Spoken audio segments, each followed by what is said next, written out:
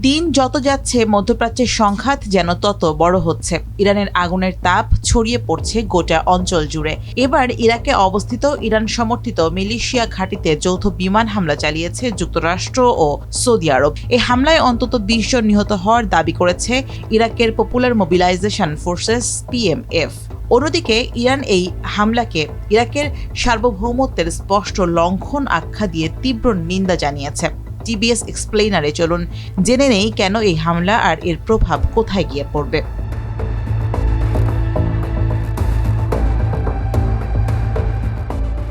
যুক্তরাষ্ট্রের central command CENTCOM জানিয়েছে গত কয়েকদিনে ইরাকের ইরান সমর্থিত মিলিশিয়া গোষ্ঠী মার্কিন ঘাঁটি ও সৌদি জ্বালানি স্থাপনা লক্ষ্য করে 30টির বেশি ড্রোন হামলা চালিয়েছে।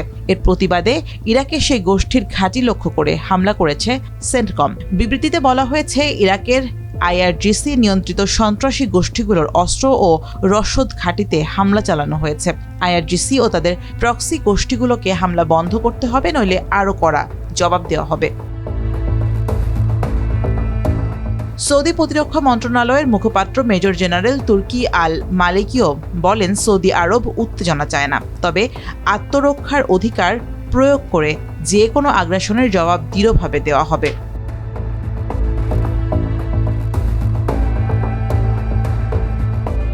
ইরানের পররাষ্ট্র মন্ত্রণালয় হামলার তীব্র নিন্দা জানিয়ে বলেছে, এটি ইরাকের সার্বভৌমত্ব ও ভৌগোলিক অখণ্ডতার সুস্পষ্ট লঙ্ঘন। বিবৃতিতে মার্কিন হামলাকে অপরাধমূলক, অমানবিক ও উস্কানিমূলক বলে উল্লেখ করা হয়। তারা আরও অভিযোগ করে বলেছে, যুক্তরাষ্ট্র ও ইসরায়েল মধ্যপ্রাচ্যে যুদ্ধের পরিধি বাড়ানোর চেষ্টা করছে। ইরাকের প্রেসিডেন্সিও এই হামলাকে অগ্রহণযোগ্য উল্লেখ করে বলেছে, এটি দেশটির সরকারি নিরাপত্তা প্রতিষ্ঠানের ওপর সরাসরি আঘাত।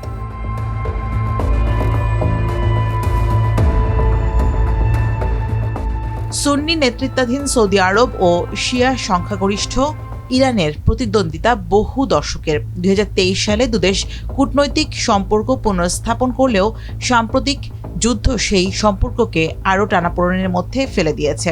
ইরান সমর্থিত ইয়েমেনের হুতি বিদ্রোহীরা ইতিমধ্যে লোহিত সাগর সৌদি ট্যাঙ্কার ও তেল স্থাপনায় হামলা শুরু করেছে।